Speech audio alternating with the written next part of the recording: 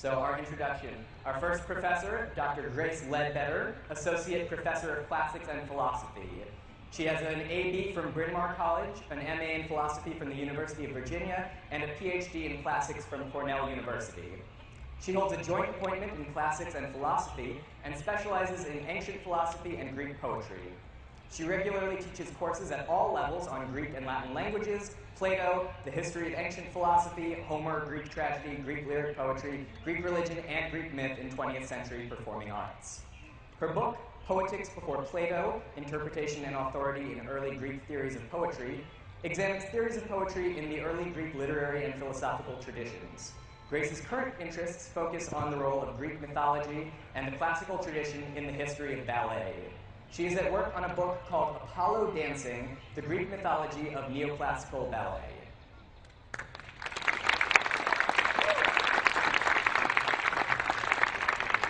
Our next representative from the Division of Natural Sciences and Engineering, Dr. Bruce Maxwell.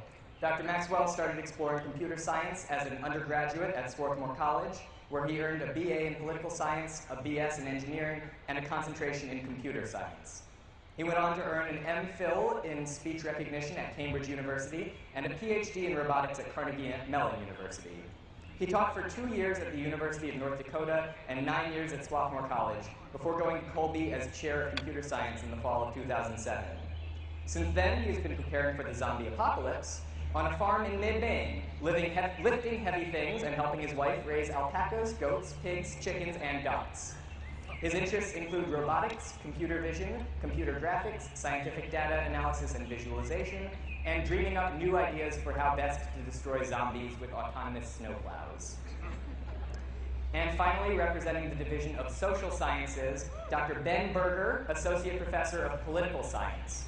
Dr. Berger received his AB from Princeton University and his MA and PhD from Harvard University. He directs Swarthmore's Engaging Democracy Project, works with the Lang Center for Civic and Social Responsibility, and together with Professor Amy Chang-Volmer, served as one of 2 LURS Fellows, steering the nascent Center for Innovation and Leadership. For his community-based learning, pedagogy, and research, he was selected by the Civic Education Consortium Project Pericles as one of 26 Periclean faculty leaders nationwide. Ben's research straddles the intersection between normative political theory and empirical political science. His book, Attention Deficit Democracy, The Paradox of Civic Engagement, published by Princeton University Press, won the North American Society for Social Philosophy Book Award for the best social philosophy book published in 2011. Ben has also published books on Alexis de Tocqueville, Hannah Arendt, political participation, and civic education, and is a frequent guest on the nationally syndicated NPR program Radio Times. Current research projects include a book on civic education and another on moral engagement and disengagement, which spans the fields of political philosophy, social psychology, and cognitive neuroscience. So for all of our guests.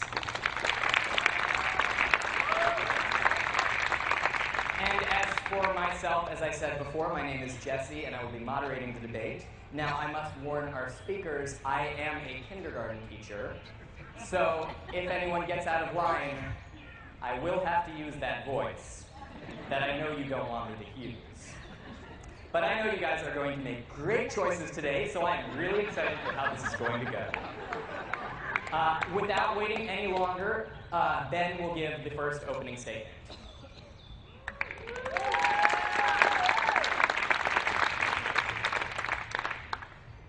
Thank you very much, Jesse. I'm the right person to come after the kindergarten time. So I want to say thanks, and I want to say, too, that I really truly esteem all 3 of our divisions. Swarthmore is nothing if not interdisciplinary, but in this particular situation, there can only be one. So I'm going to argue that the humanities, while intriguing, enriching, and insightful, is also too ineffectual to be able to rebuild the world and liberal learning when we reemerge. And the natural sciences have fundamentally the wrong orientation for this particular situation and this particular task. By the way, if anybody really did start the so-called zombie virus, do you have any number of guesses where it came from? It certainly did not leak from a classroom in Trotter Hall or in Coburg. Only the social sciences have the adaptability and flexibility, combining empirical analysis and normative theory, to redeem the world in true Swarthmore fashion. In fact, while some of my colleagues might view this situation as a crisis, the adaptability of the social sciences invites us to view it as an opportunity, not as a zombie invasion, or as a plague, or as a zombie apocalypse, rather as a zombie revolution. Others may view the zombie as a pathogen to be eliminated or a disease to be cured, and embark on a mission of marginalization, exclusion, oppression, and perhaps even extermination. But the social sciences alone are equipped to include all stakeholders in meeting the vital tasks of the day. And these tasks, of course, include managing conflict, living with difference, and building community. This, of course, is not so different when you were here at Swarthmore. Now, first, let me look at the humanities. Such a nice bunch of people.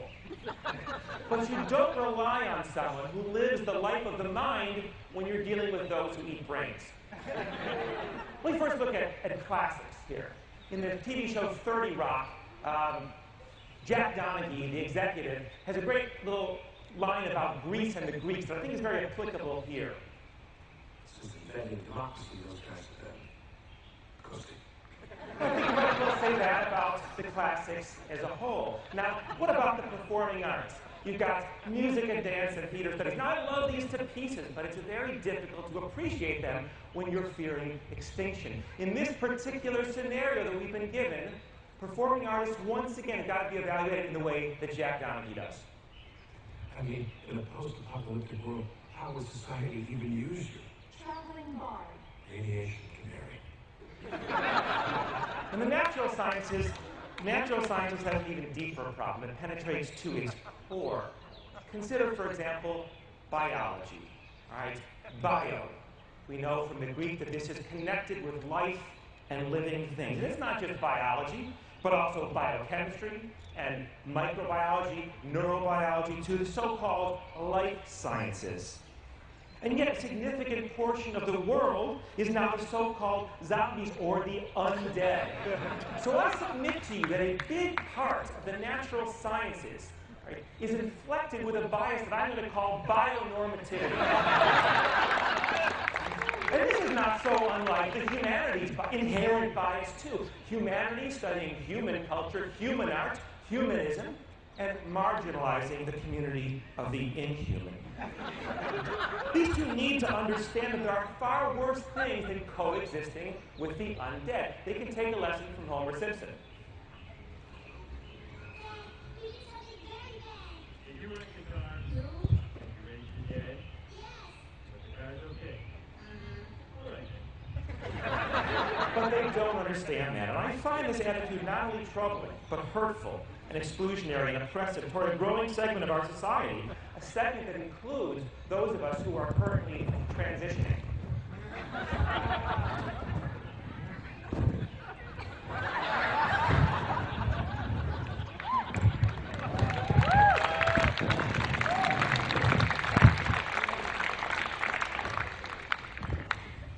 Yes, it's true. I'm part of the zombie community. I just don't wear it on my sleeve. Except some days, like today.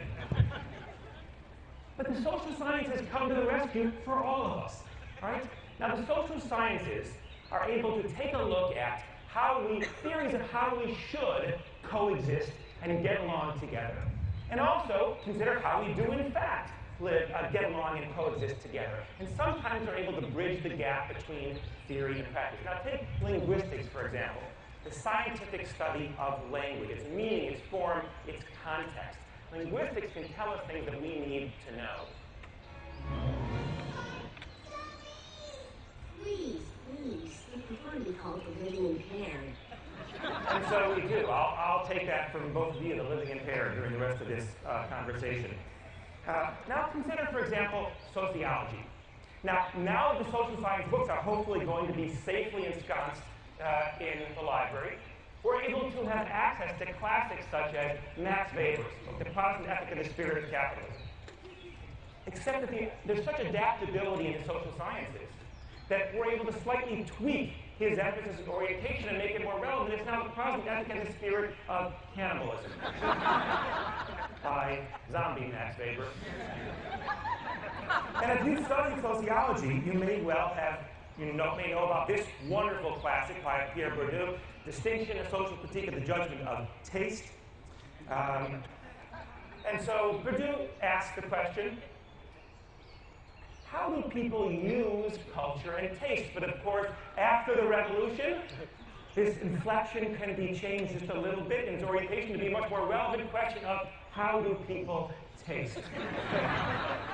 And I am here to answer that question. And the answer is it tastes pretty darn good. Brains.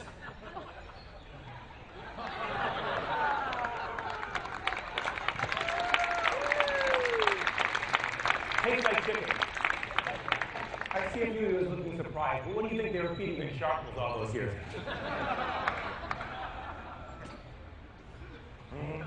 So consider, I'm going to finish up then with a couple of disciplines familiar to me that work well together.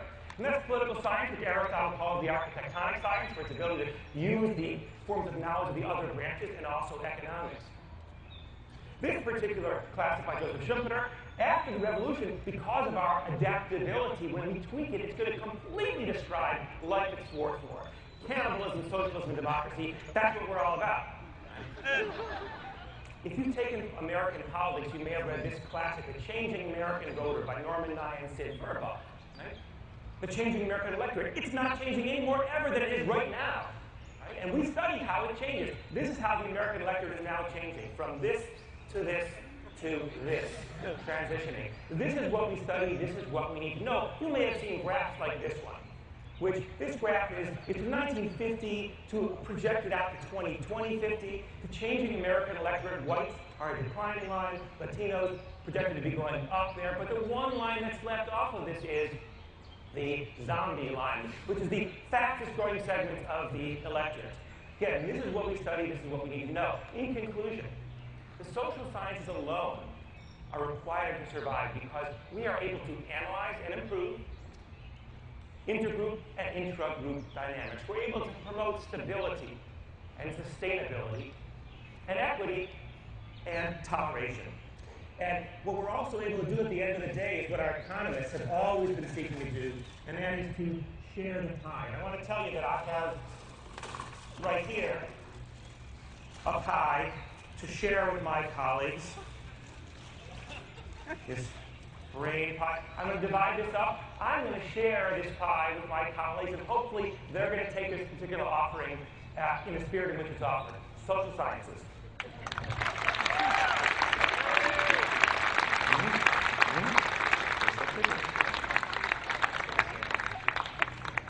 After you're done eating, Bruce Maxwell can give the next statement.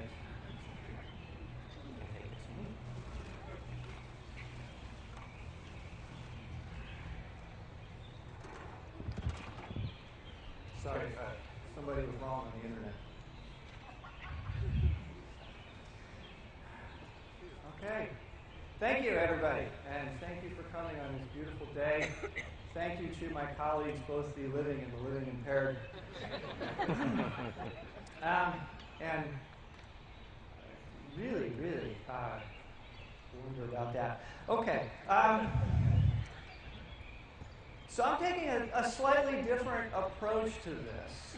And that is sort of emphasized by the fact that we're going through a zombie apocalypse. And the fact is that we all live on one planet, all of us. We're all just here. One planet, one solar system. And this is actually a really bad idea. Right? Asteroid, boom, gone. Virus, zombie apocalypse, rain, boom, we're all gone. Toxification of the environment, slow death, whimper, we're all gone. Climate change, sea level rise, wars, all of those things, slow, painful extinctions. Yellowstone volcano blows up, boom, we're all gone. Right? The point is, we got to get off of here. Right? We need to get people somewhere besides Earth so that we can continue as a species to survive. We've had a good 10,000-year run. Okay? Now, if you look at the last 500,000 years, the temperatures go up and down and up and down, and ice ages and all these terrible things happen. The last 10,000 years, flat. Okay? No return of the ice age. Why is that? Well, it actually has to do with the Gulf Stream, and it takes the heat from the Gulf of Mexico and it brings it up, but it doesn't drop it off in Maine. It sends it up into Iceland and Scotland and Europe, and I'm sorry, I digress. Anyway, the point is that we've had this stable run of 10,000 years in which to develop the capability to go somewhere else, to survive. And eventually we do have to get off this planet. And I want to emphasize, how long did it take to get us to the point where we could get away? Well, it took about 10,000 years. And if you think about it, a lot of that development happened right at the end of that 10,000 year period. So we're using iPods and PowerPoint, and we're sitting in plastic chairs, and we're maintaining these lawns with machinery. All of that has come about just in the last 1% of that 10,000 years. And so it takes a long time for us to get to that point. And we don't know if we're going to get another chance. Okay? So if we don't put the scientists in that basement, it means we're starting over. And it's going to take a long time for us to get to the point where we can actually save the species. Because I have two examples of people who are still teaching at a college level Greek philosophy and history and literature. We have the Periclean scholar in social science teaching democracy that was developed by the Greeks. But you don't teach Greek mathematics in college. You teach it in elementary school.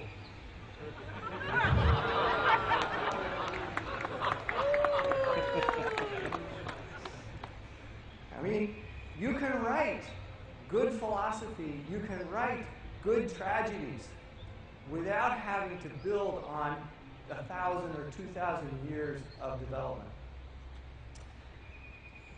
So the sciences are unique in that way, in the sense that they're really vertical. Right? Every experiment we do depends on thousands of experiments that came before. The other disciplines are hierarchical, but not nearly to the same degree. You can't build the Apollo space program without having material science and aerodynamics and fluid mechanics, and you got to have some computers in there somewhere, so you got to have a lot of physics, you got to have some chemistry, and you got to have some combustion. You have to understand how people react I digress again. So to get to the point where we can get off, we have to keep around that knowledge, because we can't start over, because we don't know if we're going to get another chance. Now, the scientists in our books, yeah, we lack some stuff. It would be a real tragedy to lose the Greek tragedies and the Shakespearean tragedies. That would be a terrible thing. But the people of the future could write tragedies about the tragedy of losing their tragedies.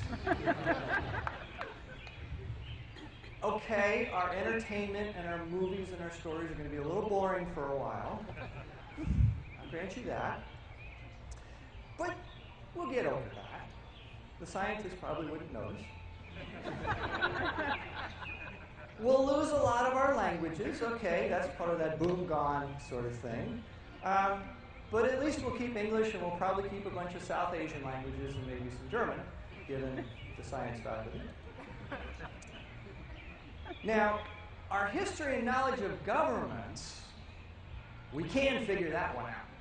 Because as scientists, we can actually figure out which one works best. Right? We can do some experiments. So we can take the physics department and say, okay, you guys are a dictatorship. We'll see how well that works. We can take the CS department and say, okay, you guys are oligarchs, like billionaires, so act like it, and we'll see how long that one works. we can take the chemists and we can now evaluate constitutional monarchy. And to make, and we can put Bob Pasternak in as the monarch and make Judy Vogt prime minister, and Bob Paley and Paul Radlin. We can put wigs on them, and they can be the House of Lords. So we can experiment there. The biologists get to try out pure democracy. The engineers, I think we're going to have them test anarchy because I don't think they can do anything else. And math and stats can take measurements and figure out and visualize the results, mostly because you can't ask the mathematicians to follow any sort of government at all. So the point is, we will lose some things that are fun and interesting and useful. We can get back the useful stuff fairly quickly based on that empirical evaluation, which is what science is all about. And do you really want to live with the zombies? I mean, for me, it wouldn't be about helping the living impaired. It would be making them sort of living completely disabled.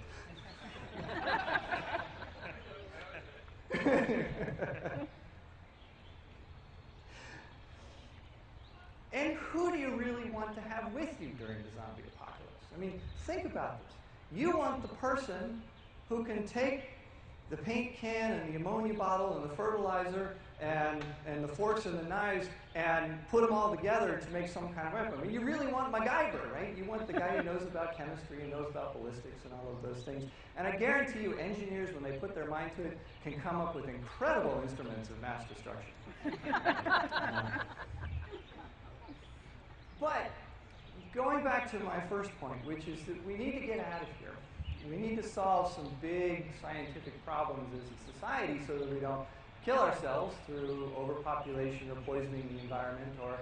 And did you know that when CO2 levels hit 500 ppm, you actually start to get stupider and less able to problem solve? And this month, for the first time, we hit 400 ppm parts per million of carbon dioxide in the environment. So we're 80% of the way to starting to pollute ourselves stupider. Sorry, I digress. We have some big problems to solve, but the scientists actually know what the solutions are. But the social scientists are running the government right now. And so we're not able to put those into place. And the scientists, honestly, were pretty lousy at being leaders and politicians because I think it might be because we think about problems and then we try and figure out why this. Because I've always been wondering why scientists don't make really good policy. Oh, sorry, I digress. So in a sense, the silver lining of this whole thing is that we can put the scientists in charge, right? We can get rid of all the rest of them, put the scientists in charge, solve all the big problems, and get humanity off the earth so that we can all keep on going living as a species. Thank you. And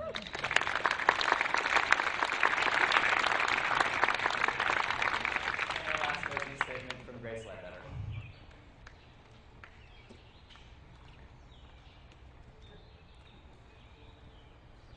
As many of you in the audience know and recognize, the story that has brought us here today, the tale of tragedy, plague, violence, intrigue, and zombie apocalypse, is not just any old story. It's not just a hypothetical thought experiment. It's not just a premise of an argument or an excuse for a debate. It is rather a powerful myth of origin, a founding myth of our culture and of our educational system. It is, as it were, a cosmogony, a story of the birth of the cosmos as we know it, much in the style of Hesiod or Homer or Genesis, all of which, I might add, are taught in the division of the humanities. My first point, then, is that there could be no study of the zombie apocalypse myth, no consideration of its meaning, no examination of its context. There could be no debate about this myth if there were not a humanities division to take myths seriously. What is it then that if it were the only thing to survive in the basement of McCabe, that could give rise to the whole of humanity. For now, I will pass over the following obvious point. If it is humanity that needs to be regenerated, wouldn't it make a certain amount of sense for the Humanities division to regenerate humanity?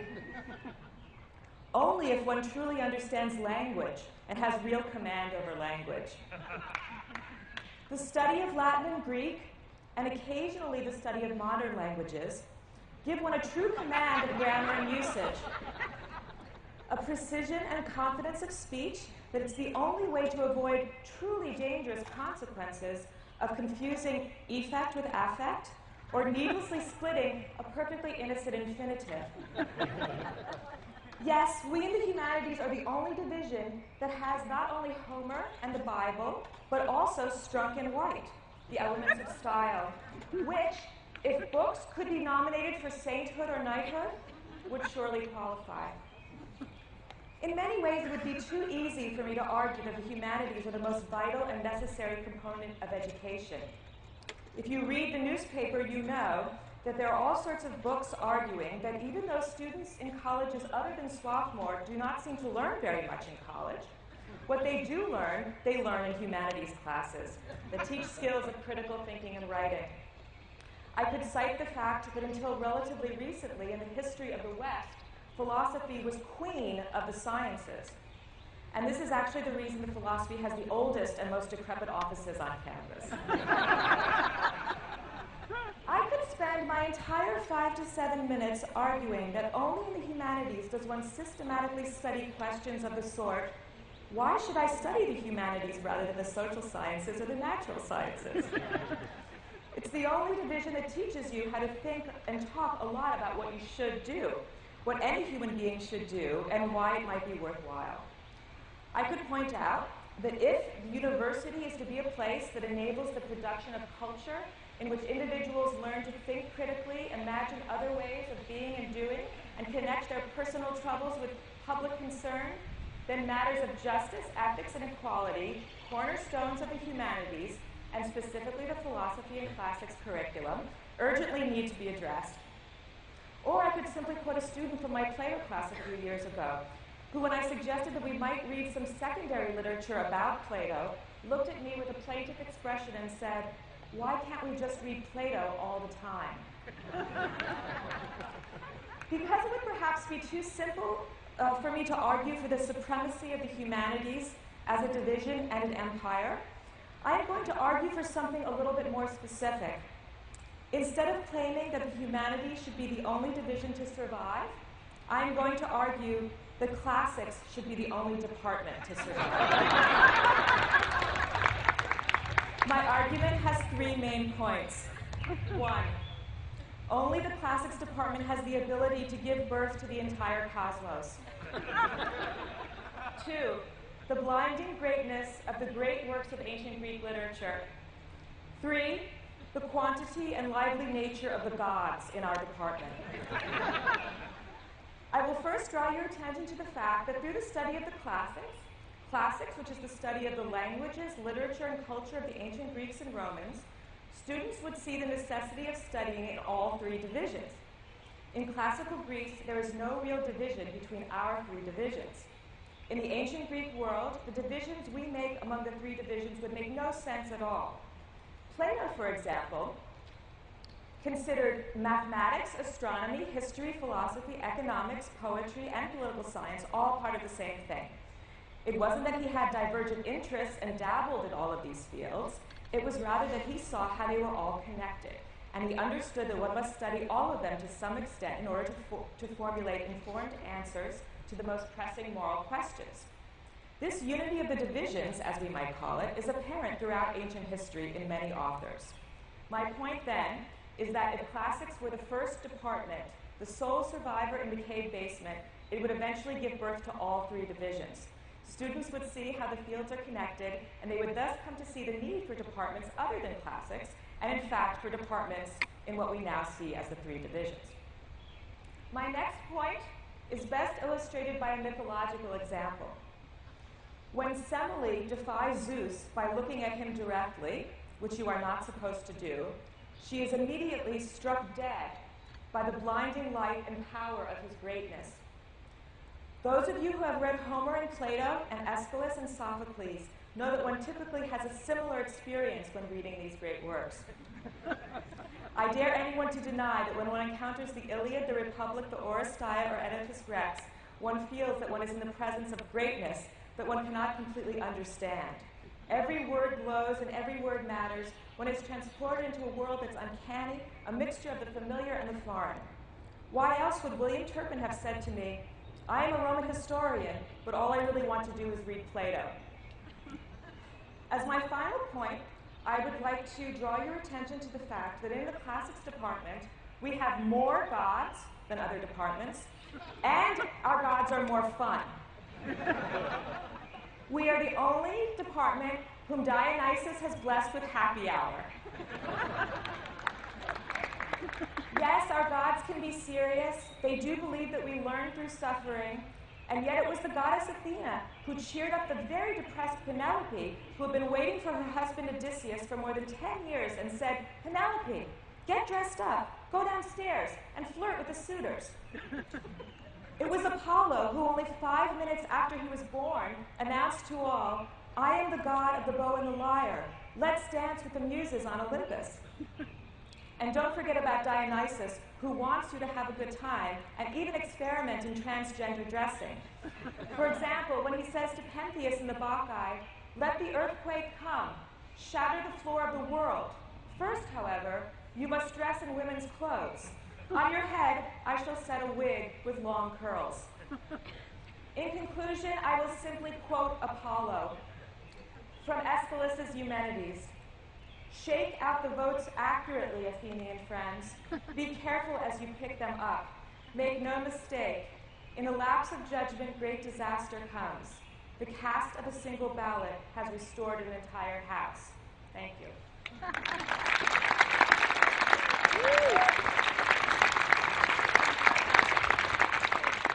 I think I would like to now encourage our panelists to maybe move their chairs forward. Ben, your highs are leaking, so you might want to be careful not to stick your... I'll eat those before we're done, so okay. That's fine. So now our panelists are going to ask each other questions, and we'll go in the other order. So Grace will take the first question. Bruce, are you prepared to ask a question, Grace? Okay. I asked the first Yes, question. first question. No, Bruce, you're going to ask her a question. We're going to go in the other direction. And then I'm asking a question? Or Yes. Oh, okay.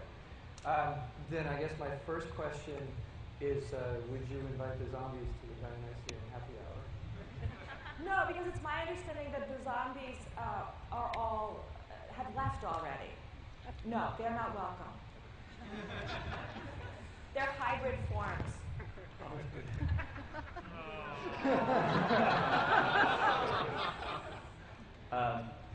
Ben, if you would like to return and ask your own question. I would, thank you. We're all friends here. Even as a social scientist, I recognize the rhetorical ploy of preparatio of stating what I'm not going to say and then going on to talk about that at length, and then I'm not going to say this and talk. So I appreciate you using that, Grace, and I'm going to say that I'm not going to ask about, if it's the case that the classics could actually give birth to all the different divisions over time, if that's not something like saying that 1,000 monkeys sitting at 1,000 keyboards for 1,000 days would eventually produce the work of Shakespeare. I'm not going to talk about that. But I do want to ask this question of that, do you think it's an appropriate model for regenerating the world to employ the kind of Machiavellian strategy of selling out every humanities colleague that you are tasked with defending in order to prioritize only classics, which is a wonderful department and serves about 3% of our students. And we love it dearly, but I wonder if that doesn't harken back to something like putting tyranny first. That's my question for you. In short, yes, I do believe in that approach.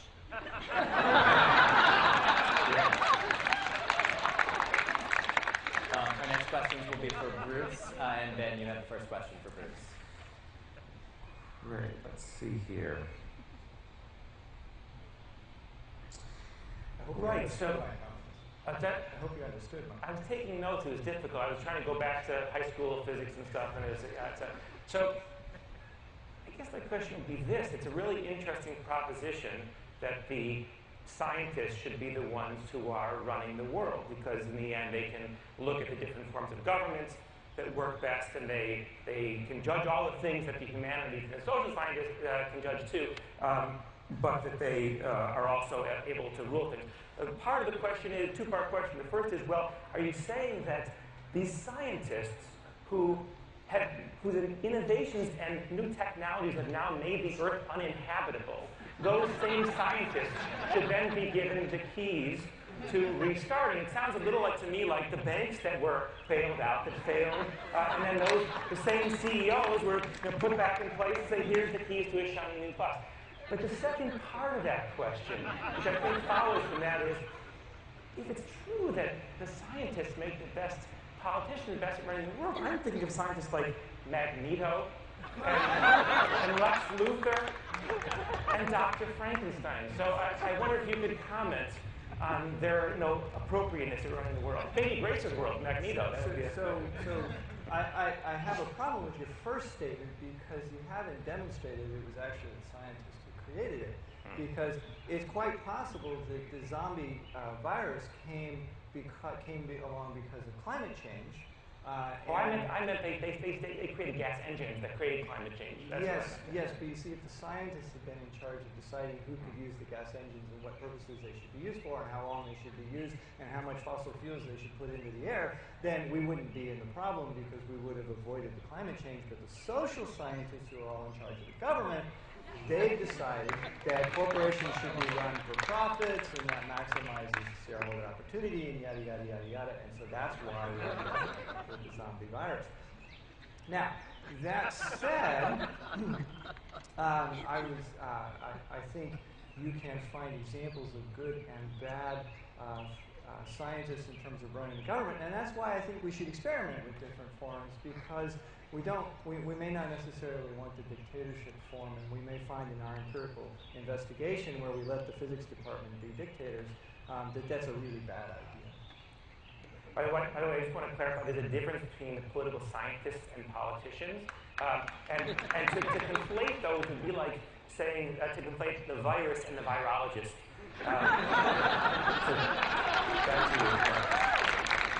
Well, politicians have to major in something. Yeah. Free law.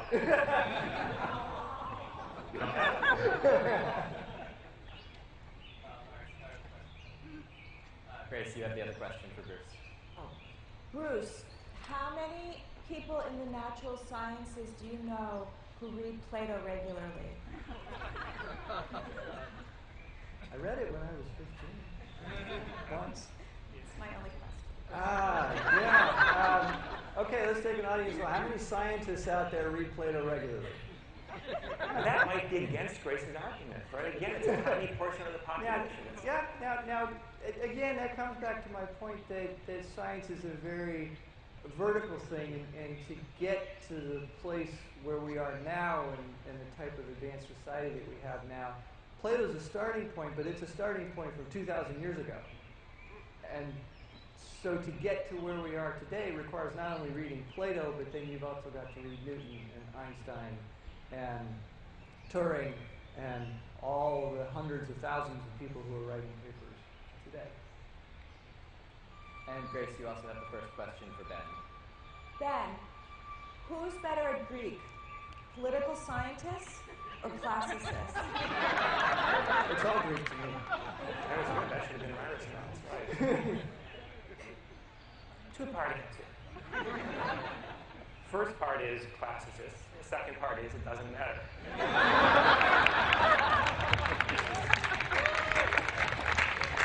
Unless you're in Greece. If you're trying to rule Greece, that matters. And Bruce, you have the other question for Ben. So, if we're supposed to accommodate the living impaired, who's going to pay for the accommodations?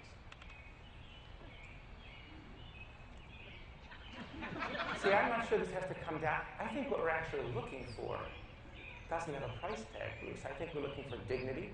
and respect, place at the table. So I think we'll all pay with a little bit of humble pie. I've got some of that. If you would like some, that's my answer. Yeah. Okay, well, at this point, we've reached the end of our statements, so let's give a big round of applause to all of our representatives from the divisions. It would be great if all of them could survive in some form or another, and perhaps they will, but now we can only choose one.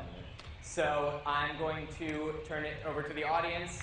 Let's have applause and cheering, and I will do my best to gauge the winner from volume. So if you believe that the social sciences should be the survivors, or whatever you call them, please clap for Ben Berger.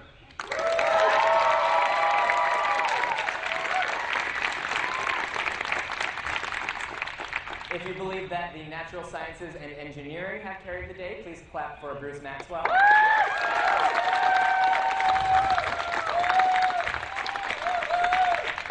And if you believe that humanities have carried the day, please clap for Grace Ledbetter.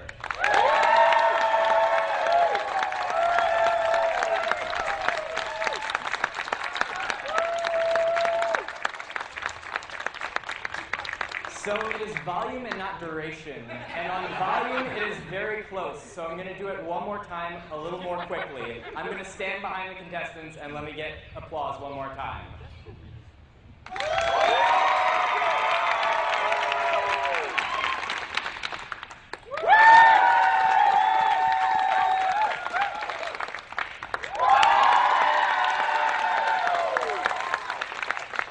In the unbiased opinion of the chair, regardless of any allegations made against me earlier, I have to declare that the humanities received the loudest applause.